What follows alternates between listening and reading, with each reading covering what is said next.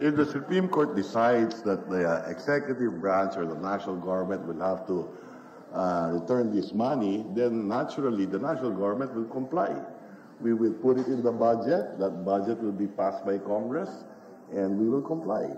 Now, if assuming that the decision is made in the middle of the budget year, then that will increase the deficit, and it may affect our credit rating. Ergo, if we are to comply, we do it in the succeeding year's budget. That would cause a huge hole in the budget if that were to be the case, sir. That's correct. Yeah. Well, one last question, if I may, Madam Chair. According to the President's budget message, he said that the proposed 2026 budget remains committed to fulfilling the objectives of the Philippine Development Plan. And when we look at the PDP, it states that we're after attaining social transformation to reinvigorate job creation and alleviate poverty or accelerate poverty reduction. Pero sa nakikita po namin ay imbis na namumuhunan sa tao, kulang ang nilalaan sa edukasyon, social protection at health, binabaan ng mga targets ng fiscal growth, at yung mga unprogrammed funds ay doon nakapark yung ibang mahalagang proyekto. Aside from that, may nilaan pa na 270 billion for flood control projects. So how are we going to achieve this objective of social transformation kung ganito yung nakikita natin sa 2026 budget? Madam Chair, if we will look at the proposed budget for fiscal year, for next year, for 2026, we will see that a big chunk of the proposed budget will actually go to social services sector. Ito po ay yung sa education, sa health, and sa social protection. So, siya pa rin po ang pinakamalaking part ng ating total budget. Ineto na rin po natin dyan yung, of course, the automatic appropriation and the debt burden. Kung ano lang po yung may iwan na pwedeng ma-implement at magamit po ng ating departments and agencies. Thank you. Well, hihimayin po natin yan sa mga darating na mga linggo. But thank you, Madam Chair. I'm finished with my questions. Thank you very much, Representative Jokno. We'll now move to the next interpellator from the majority, Representative Salvador Pleito.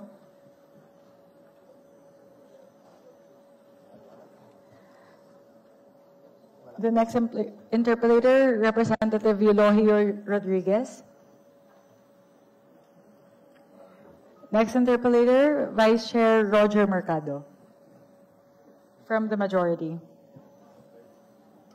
Sir, you're recognized.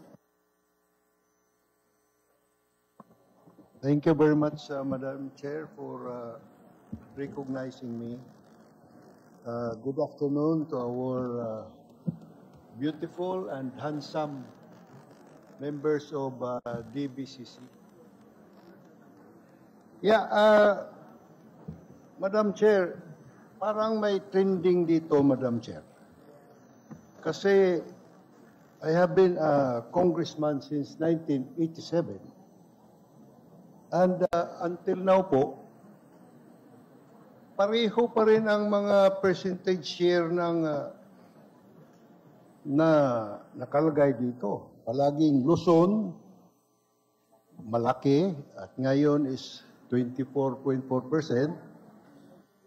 Mindanao, 15.4%. At sa aming mga Bisaya, 11.1 lang, Madam Chair. So, parang every time na we face the budget season, is there a way of reversing this trend? At kung mayroon man, paano kaya? I'm addressing this to Secretary Balisacan, please. Yes, this was just to note to Representative Mercado, this was a question very similar to the question raised by Representative Rodriguez earlier today. The answer being a lot of the funding for the different regions are lodged within the central office budget of the different agencies. So this was already taken up, Madam Chair? Yes. I'm very sorry, we had a party meeting. But if our secretaries would like to add, would that suffice, Representative Mercado? Yeah, one point lang, Madam Chair, is are we still using the formula on the sharing of our budget through population, land area, and income, sir? Yun pa ba rin ang ating criteria? Sa NTA po, Madam Chair, yan pa po yung ginagamit natin. May batas po tayo, Local Government Code, Madam Chair. Yeah, because I think we need to change that with due respect, Madam Chair, because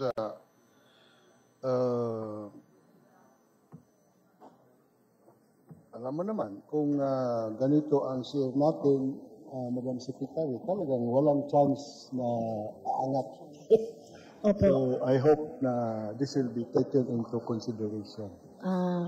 Madam Chair, we will welcome any amendments po doon sa ating existing local government code. We will work with the Congress po if it needs amendments po. Anyway, because the good secretary of DBM is my good friend. No? So I hope before we amend the local government code, let us just consider the principle on local autonomy if it can be used to augment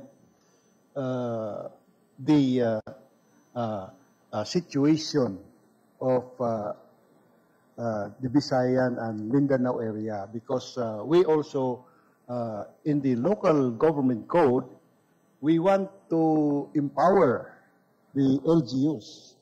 So I hope this can be given some thought also in providing some income. Secondly, Madam Chair, and last question, is that in the national budget, we have 63.4%. And local government units, we have only 19.9%. I just hope that we can increase this, because this is to align ourselves with the local government code, which vision is to empower and promote decentralization and local government empowerment. Di ba, ma'am, Madam Secretary? So I hope we can do something also, because with the devolved functions, no, so very important, agriculture, social welfare, and others, we need to provide them with additional support, no? Because really, example in agriculture, we need more technicians to provide advices to our farmers so that we can have food security. So that's all, Madam Chair. Thank you very much, Madam Secretary. Thank you. Yes po. Thank you po, Madam Chair.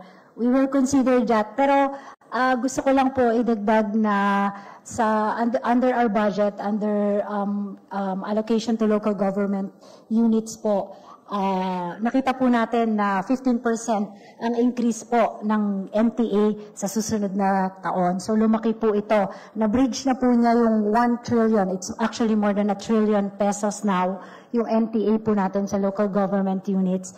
At meron po tayong provision meron po tayong inallocate na budget na tinatawag po natin Growth Equity Fund, na ipinamimigay po natin sa mga local government units na lagging po. Kasi hindi po pantay-pantay yung kapasidad ng ating mga local government units. So yung medyo mabagal po ang ang kanilang ekonomiya or development, nagbibigay po tayo sa kanila ng tulong.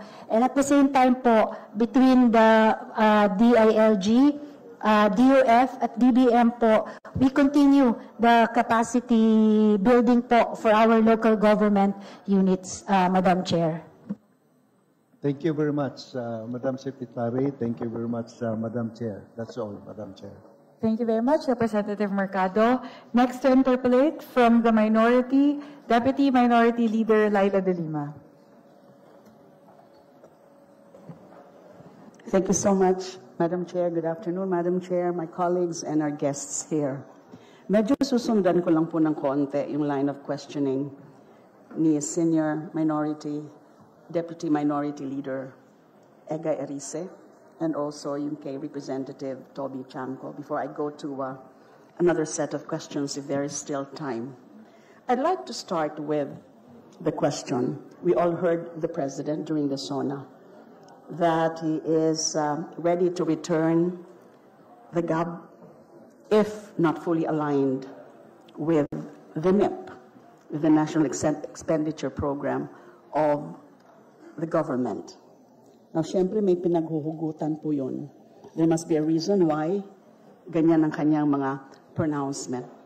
And I would like to assume, speculate or assume, is because he was able to get hold of the fact that there were indeed unprecedented cuts and diversions from the NEP.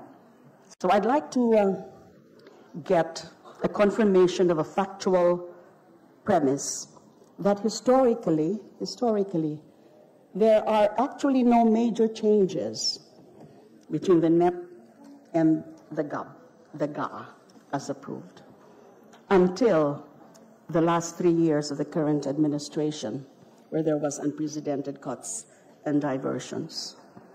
Would you agree with that assumption? No major changes, actually, between the NEP and the GAB.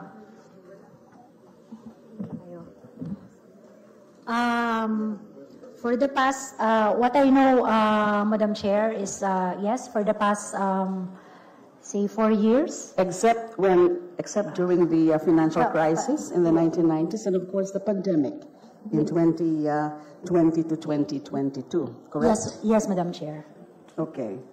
So, hindi po ako nalinawan dun sa sagot kanina. Did the DBCC, did the members of the economic cluster able to see those huge cuts and diversions before it was presented to the President for final approval and signing? Yung lahat. Kasi yun po ang naging trend, 2020, 2023, 2024, and 2025. Major differences. But then, because you see, you have to inform, you have to advise the President about the red flags. Kasi he has the option to veto or altogether not approve it, and therefore we have a reenacted budget. Yes, yun ba ay nagawa ng DBCC to inform him about those major cuts? Madam Chair, when the budget was passed po, we don't have a copy yet. We already got hold of a copy nung na-receive na po ng Office of the President, ng Executive, yung enrolled bill. So, hindi pa po nahimay, but we were able to note, because what we will see initially, Madam Chair, is that the changes, the basic changes, kunyari, yung 1 po, naging 2, yung 2 naging 1. But that's on average, because when we did the veto message, we take into consider all the changes in the department. Yes, even nagkaroon nga po ng veto sa 2025 GAA, yes, right? Only that it's just it's not very significant compared to the total number of major cuts. Ang question kasi dito, siyempre pag may mga binabawasan, lalo na in significant amounts, na defund, so ilalagay, and normally, would you agree Or would you confirm also this factual assumption na napupunta yan sa unprogrammed appropriations? Yes, Madam Chair. I know that some projects were moved to the unprogrammed appropriations. If I may also continue, Madam Chair,